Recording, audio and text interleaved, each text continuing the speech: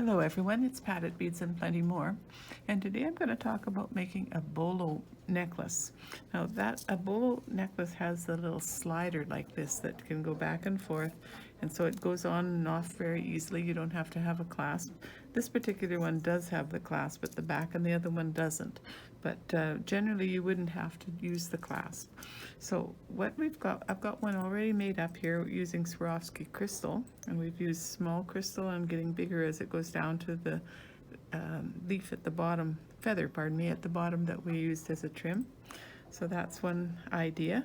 And the one I'm going to make today, I've used freshwater pearls and Chinese crystal in here together as a combination.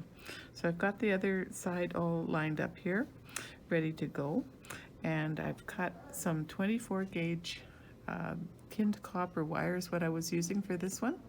And it says tinned copper, but it is actually a silver color. Nice silver that matches the bolo quite nicely.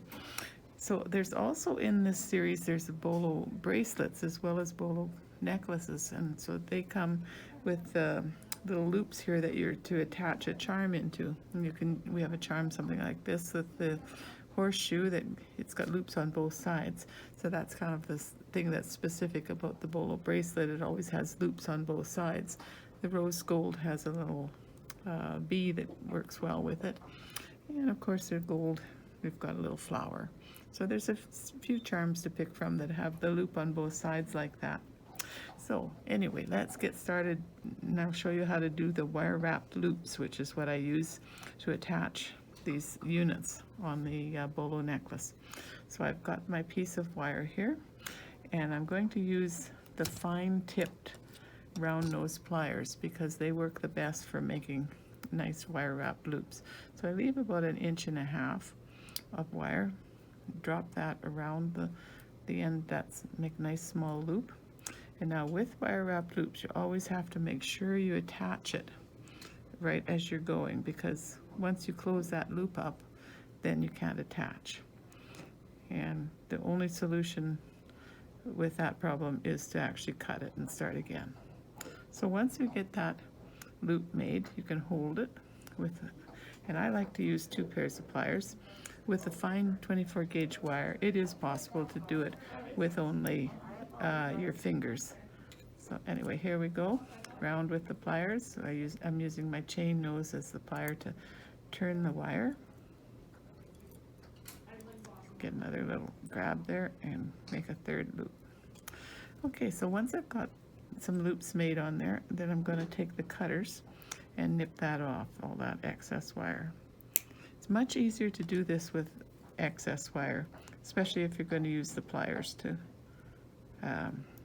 do the wrap.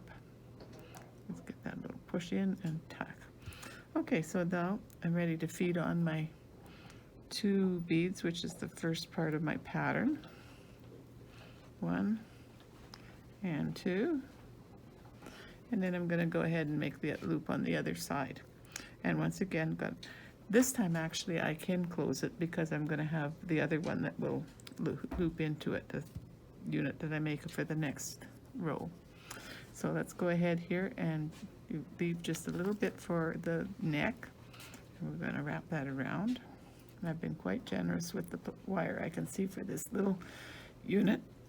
Don't need quite that much, but it is much, much easier if you've got a good long piece to grab a hold of. So then we'll grab and we'll wrap. Make 3 nice wraps there. Okay. And then we'll go ahead and nip off that excess wire and do a little tuck. So sometimes it's easier to cut once, and then you can go in and see where you have the excess wire and cut again, rather than trying to cut it all at one time. Go in, oh, there we go. Got that little extra piece off, and then I'm going to hold with this plier while I go in and wrap that little excess loop off with these pliers. There. think I got it that time. Oh, it's still sitting there a little bit. It looks better.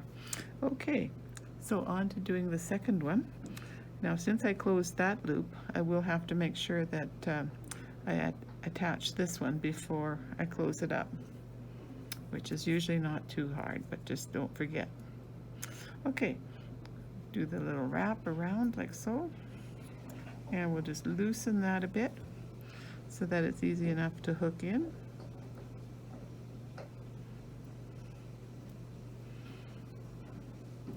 And then I'm going to go back in and hold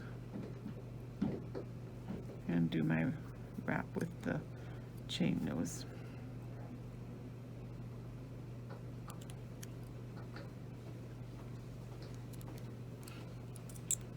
There we are, just one more wrap and we've got the 3 going around. 3 seems to be a good number for doing a wire wrap loop. It's always possible to do more or less, but 3 seems to work quite well. And we'll just tuck that little bit. And we will go ahead and feed on into the unit in the middle that has 3 beads. So there's my 3 beads going on.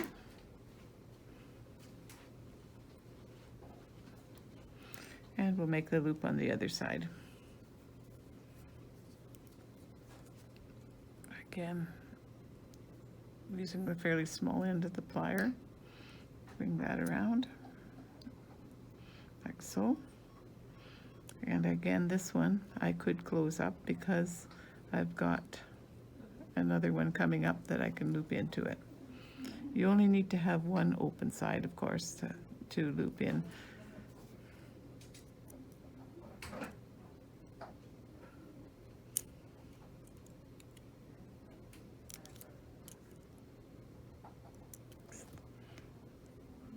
So this can go quite quickly once you get the feel for it, and especially with the finer wire. If you're working with a heavier gauge wire, it does take a little more time because you've got to give a stronger push on the wire to get it to wrap like that.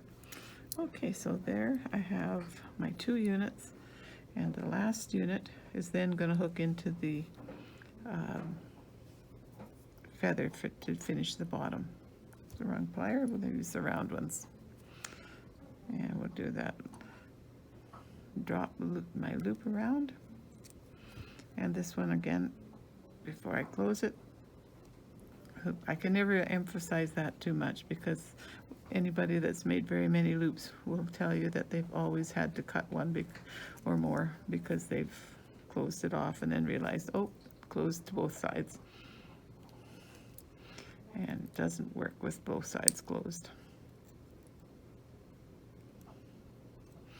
So there's my 3 wraps. And as I get down to doing the feather trim on the bottom, it has a little bit bigger loop on it, the loop that's here to hook into. So I'm going to have to make a slightly larger loop to go into that. To match up with that loop. So I'll go a little further up on the round pliers and get a little bit bigger loop. Come around. And we'll just loosen that a bit. Hook in. And we'll finish up that end. We'll hold with one pair.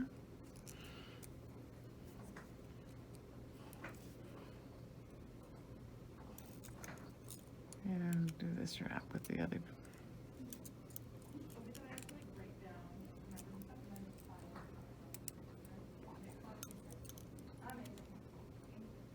There. And